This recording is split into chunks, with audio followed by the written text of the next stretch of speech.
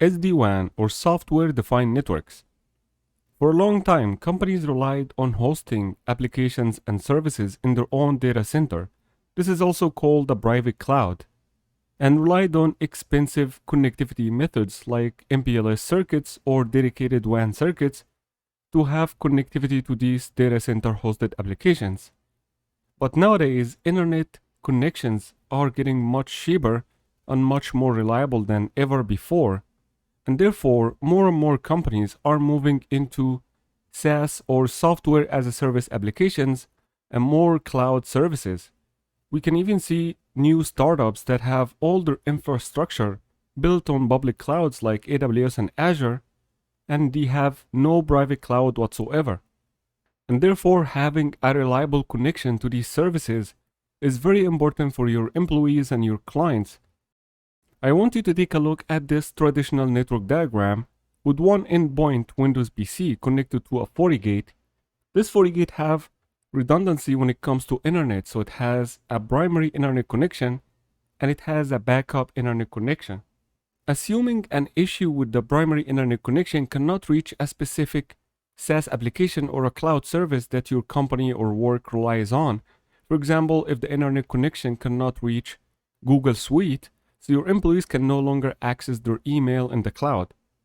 But because the FortiGate is only blindly looking at the link status for its connection to the primary internet and the PC, it has no idea that this service is not reachable, and it would still keep sending traffic through the main primary internet connection even though the final destination service is not reachable. And that's why the concept of software-defined networking was introduced.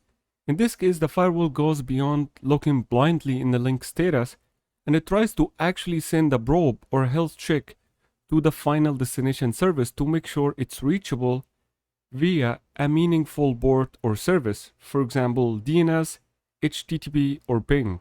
And in this case, if the FortiGate is not getting a response from the final destination, it would decide to disable this primary internet link and would move all traffic to the secondary internet connection, which is a smart decision. These health checks are also called performance SLA, and this is not something new. We already seen health checks before in the FortiGate load balancing video, and with load balancing, firewall would send probes to the back-end servers to decide which servers are healthy and are able to process traffic, and therefore decide to send traffic to it as a part of a load balancing method. So SD-WAN works in the same way, and it does these performance SLA as fast as every half a second. So this is a very reliable service that will provide advanced reporting and logging for all these health checks result and decisions for which links to use based on your preference. Now, once you enable SD-WAN, all the individual ports that used to be named with numbers like port 1, port 2 will change into an SD-WAN zone, and these ports will be SD-WAN zone members. And therefore, you have to update the firewall policy and route table to change from the old port numbers to the new SD-WAN zone. So now let's get into the practical part of things and let's see how we can deploy an SD-WAN in our network. I will be using the VMware workstation version for the FortiGate VM to demonstrate the SD-WAN lab for you. So I'm going to start by downloading the FortiGate version 7 OVF file, and I'm going to start deploying the FortiGate VM using VMware Workstation. And there is no more creative name to call our VM than FortiGate-SD-WAN. I'm going to start importing my OVF file, and that's the VM that I created for the FortiGate SD-WAN. Before we turn it on, let's update the interfaces. Usually it comes with 10 interfaces and we don't need that many. We just need 3 boards to be able to exactly replicate the topology I showed you earlier. So I'm going to remove all the extra NICs, and I will keep the first network adapter or port 1 set to bridge. The second network adapter, I want to change it from bridge because we cannot have a duplicate subnet, so we're going to change one to NAT, which should make it a little bit slower than the bridge network, but at least we'll be in different IP networks and we'll be able to replicate dual internet connections using these 2 NICs. And the third NIC would replicate our private zone. So we're going to create a LAN segment, which is very appropriate to create an isolated network inside VMware Workstation. So we're going to go to LAN segment, and we're going to say private network. So this will be my LAN segment, and I will join the third interface to this LAN segment. This way, all my interfaces are correct, and we can finally power on this VM. So now my VM has finally booted. I'm going to log in with admin and no password, which is the default login. And right away, it will force me to change the password because right now it's empty. So try to make a secure password that is not easy to guess. And now once you are inside the firewall, we're going to try to get the IP address of the interface so we can access the GUI and know which IP addresses we got. So I'm going to go ahead and use the command get system interface physical. And this way is the fastest way to get the interface IP. So we can see here we got 172.20.0.21 on port 1, which is the bridge network. And this is my bridge network which my PC is connected to. So we can try to go into the interface to make sure it accepts the management through the GUI. So we're going to use config system interface, and we're going to edit port 1. Let's do a show on this port. We see in here it accepts Ping, HTTPS, SSH, and FortiGate FortiManager. Now, as you know, the FortiGate trial VM does not allow HTTPS, which is a major downside, but we still have to enable HTTP to access this interface through the GUI. So I will update the allow access on port 1 interface to allow HTTP, SSH, and Ping. We don't need HTTPS because it doesn't work in the trial VM. And then to update these settings, we just need to do next. So now port 1 has been updated. Let's go into port 2, which should be my NAT network.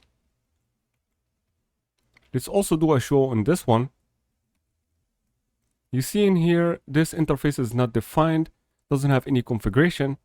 So I'm going to go ahead and allow to get a DHCP IP for the NAT network. Now, if you are not familiar with the NAT network on VMware, the edit menu, you will see in here the VMware network editor. Now, these subnets are randomized and generated when you first install VMware. So in your case, it will be different, but I just know that the NAT network where I join my port 2 will get an IP address from the network 192.168.44.0/24. So I'm going to go ahead and use the command set mode DHCP, and this way it can get the IP address automatically. And we will also allow to get HTTP, SSH, and Ping the same we did with port 1. So instead of writing the command again, I'm just going to use the up arrow to find the command that I used earlier, and I just apply it to this port 2. Then we're going to do next to get to the last port, which is port 3. And because port 3 is a LAN segment, it has no DHCP running by default. So we're going to configure it, but it should be much easier to do from the GUI. So for now, we're going to go ahead and end all this interface config. Let's double verify the interface IPs. Get system interface physical. As you see, my port 2 already got an IP address from the NAT network 192.168.44.136, and the first network on bridge still have 172.20.0.21. So let's try to access from the GUI and make sure these FortiGate interfaces are reachable. So I'm going to go ahead HTTP 172.20.0.21. This is port 1 interface IP. I'm getting the FortiGate setup, so let's give it a host name also.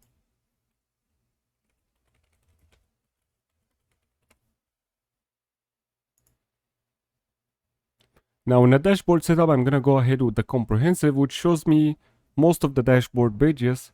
And I like this option more. And as you see, this is my port 1 interface. I'm able to get into the FortiGate. Let's also verify the second port 192.168.44.136. And I'm able to log into the second interface as well. So now we can use either interface management console to update port 3, which is going to be our LAN segment. So I'm going to go ahead to the network interfaces, and this is my port 3. So I'm gonna go ahead and set a manual IP address on this network. You can use whatever you want. So I'm just gonna use 10.20.30.1/25. So this is a small network, and we're gonna use this to replicate a private network connected to the SD-WAN. We're also gonna enable ping, SSH. As you see, there is no HTTP option in here, but we don't need to have it on all interfaces. We already have 2 IP addresses with HTTP, so this is good for us.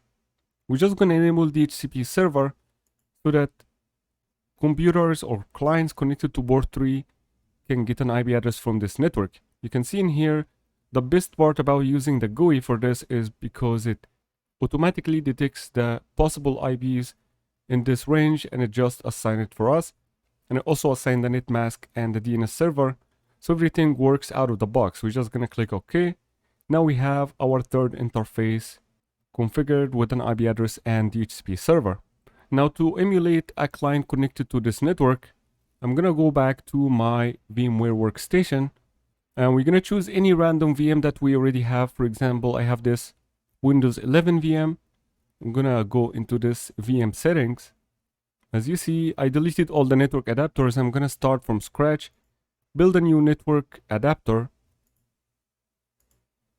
This network adapter, I wanna make sure it's connected to the LAN segment private network. So this way, the traffic can be ported in this LAN segment to port 3 in the FortiGate, and then it can be sent to the internet through port 1 or port 2.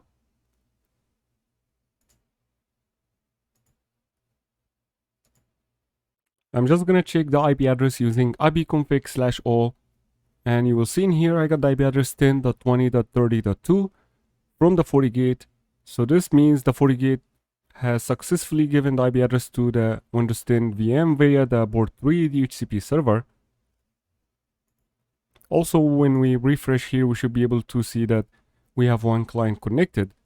So now let's head into the route table to see how network flow would come from the port 3 or the private network to our dual WAN links.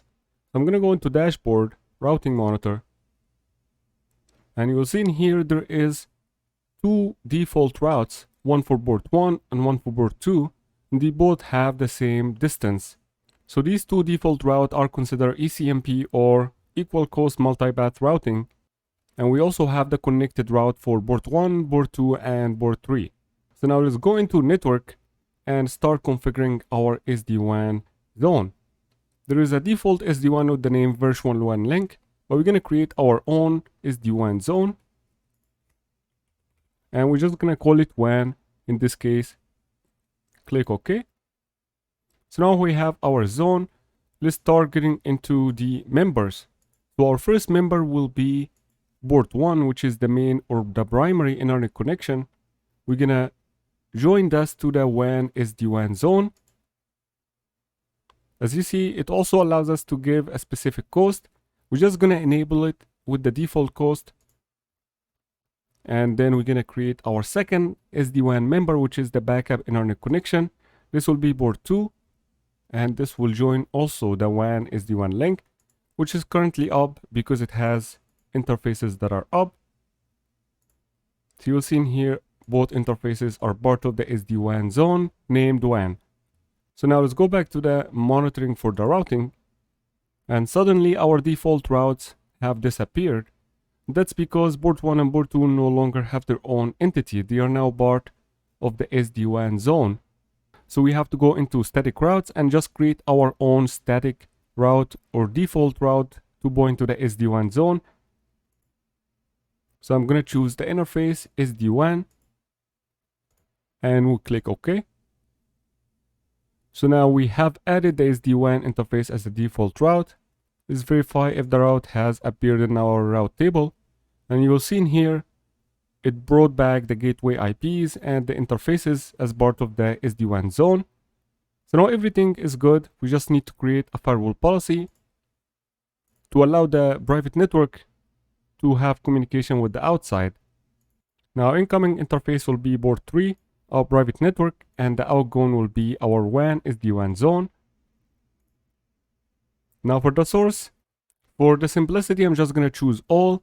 And port 3 already have the specific network 10.20.30.0/25. So it should allow this /25 network only. And we're going to allow it access to the internet, so all IP addresses. And for service, we're going to allow all services.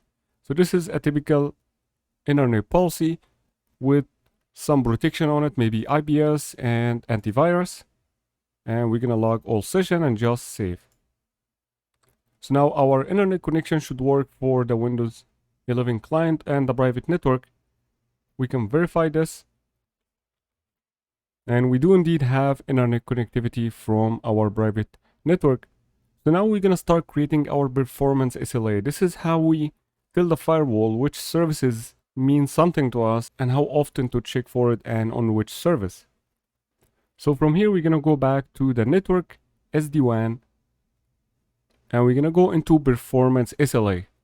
By default, FortiGate already have some pre-configured SLAs like connectivity to the AWS console, the system DNS, which is in this case configured as the FortiGuard services, maybe a website for FortiGuard, Gmail, Google, Office. We're going to create our own specific setup. So we're going to create a new filter or performance SLA. Maybe we are depending on Google DNS in our network, and we want to make sure Google DNS is always reachable for our internal clients. So we're going to call this DNS. And we're going to choose the service DNS that already exists. And we're going to specify which IP address to check for. So in this case, let's do 8.8.8.8. This is Google DNS. And from here, this is the participant or the SD-WAN members to choose.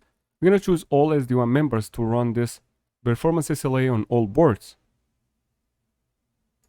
Now we put the optimal numbers we want for the latency, jitter, and packet loss to define what is considered healthy in our network. So for example, the latency, since I'm using VMware, I'm going to bump this a little bit because it will be a little bit slower. For example, I'm going to put 150 millisecond as the latency threshold. For jitter, maybe I'm going to change it to 50 and packet loss of only 1%.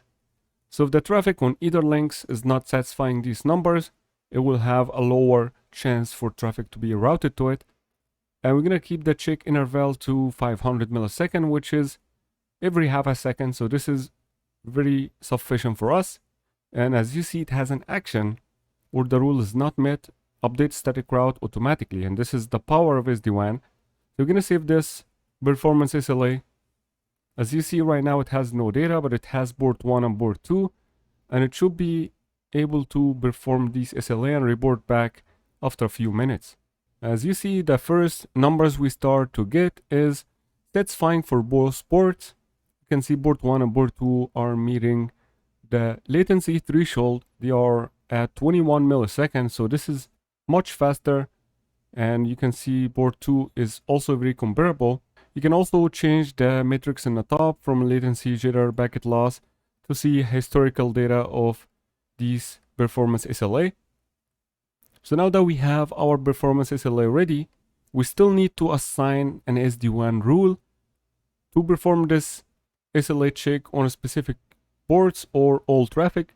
So this is like a second firewall policy we need to add in here under SD-WAN rules.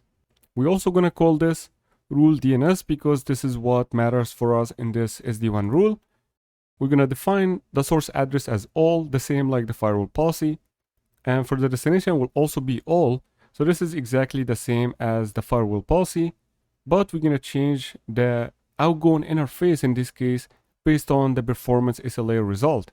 So by default, this is set to best quality. The interface with the best performance is selected, which makes the most sense. You can also have an interface preference by order. In this case, our first interface, we can see the latency, jitter, all the numbers from here. And because port 1 usually performs better than port 2, so we're going to choose port 1, the bridge interface, and port 2 as a second option. So this is just the interface preference.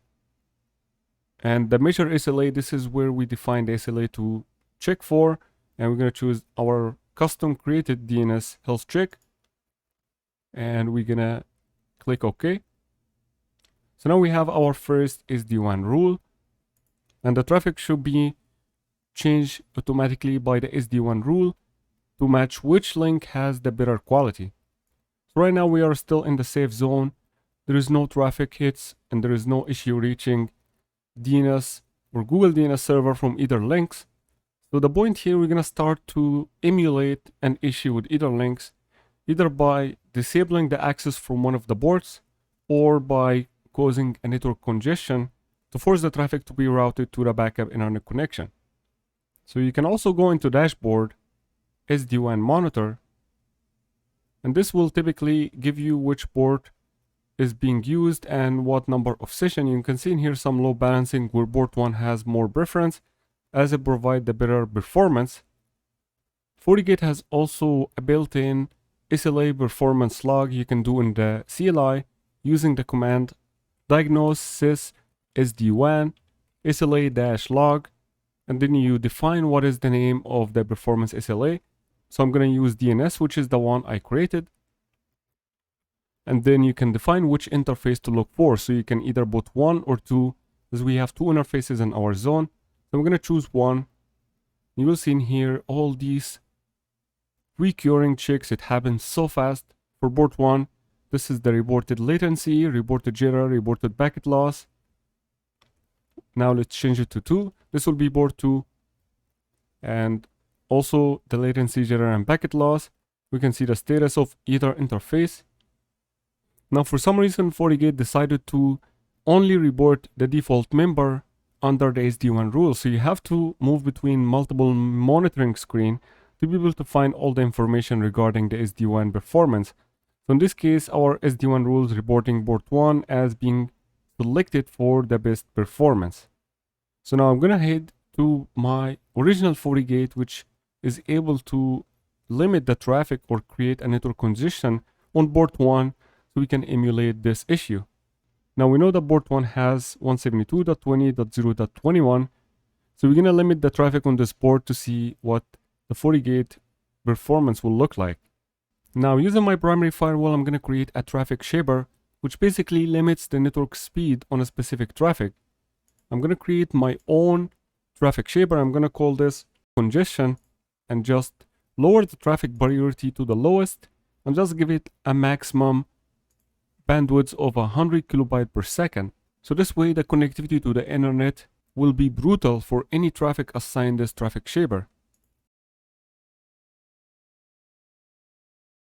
Then I'm going to create a traffic shaping policy for all traffic coming from this port 1 IP address to 100 kilobytes per second. So the source in this case will be 172.20.0.21. I happen to have an object already for it in my address store. So I'm going to choose this.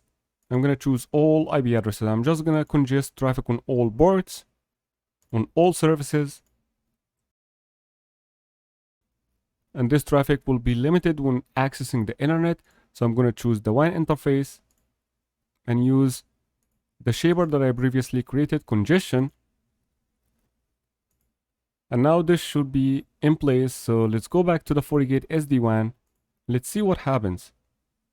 As you see directly, port 2 is now the member. And we'll see in here the latency and jitter are meeting our SLA target.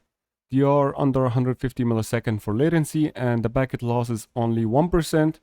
You also want to go into log and report events and see the SD-WAN events. You'll see in here all the important logs about interface changes and performance SLA issues.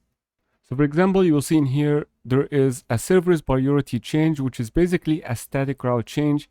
In this case, the sequence 2.1 means port 2 was prioritized on port 1 because of latency metric, and FortiGate port 1 has failed the metric for latency at this moment of time. After that, we'll see in here it reverted back to port 1. So it's going back and forth based on the link status and the metrics. You'll see in here it reported back, change of sequence again. So it's doing this all time. So now let's go back to network SD-WAN, and we'll see in here the traffic is showing more going into port 2 compared to port 1 because of the congestion we caused on the FortiGate. We'll see in here the port 2 has more bandwidth and more traffic throughput at this point. Now under performance SLA reporting, I can see the DNS performance SLA. We've seen here the hikes that happen when we created the congestion, and it's showing every once in a while. That's when the firewall automatically change or update the static route based on the performance SLA. So this is very good because everything is automated. Now let's try something different and try to block the access to Google DNS completely for one of the WAN links to see how SD-WAN will react. First, I want to show you how we can track SD-WAN probes or performance SLA checks that happens over time. So for this, I will use diagnose sniffer packet any because I'm not going to define any port and I just want to search for traffic for host 8.8.8.8. Now, as you see in normal scenario, traffic coming out of the port 1 and port 2 going to Google DNS, and in all situations, Google DNS is responding back to both IP addresses. I stopped it for a second so we can see. You'll see in here, this is the response to port 1, the bridge network, and this is the response to port 2, the NAT network. So I'm going to create a new firewall policy in my main firewall to block all traffic coming from the SD-WAN FortiGate port 1, 172.20.0.21 to the internet, or specifically 8.8.8.8, to make sure it fails all the performance SLA for the SD-WAN. So the incoming interface should be the BC network. This is where 172.20.0.0/24 lives, and the outgoing interface will be the internet, so it should be my main internet link. The source should be 172.20.0.21, which we created before, and the destination should be 8.8.8.8, which I have an address for already. So I'm going to choose this.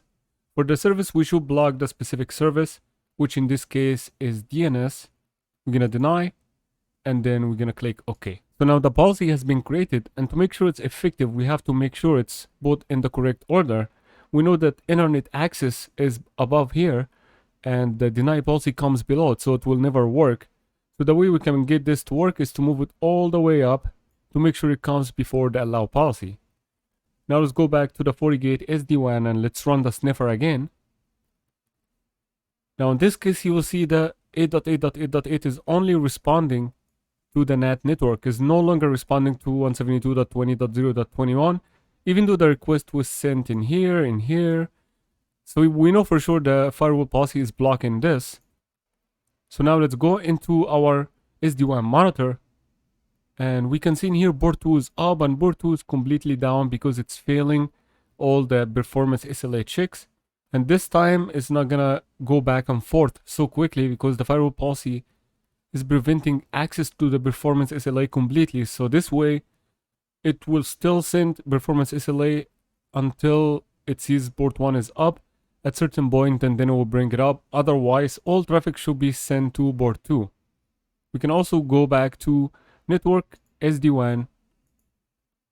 We can see in here in the WAN, we'll see that port 2 is sending the majority of the traffic, and under performance SLA, we should be able to see that port 1 is down in latency, packet loss, and jitter because it completely have no access to the SaaS service or whatever service we have dependency on the internet.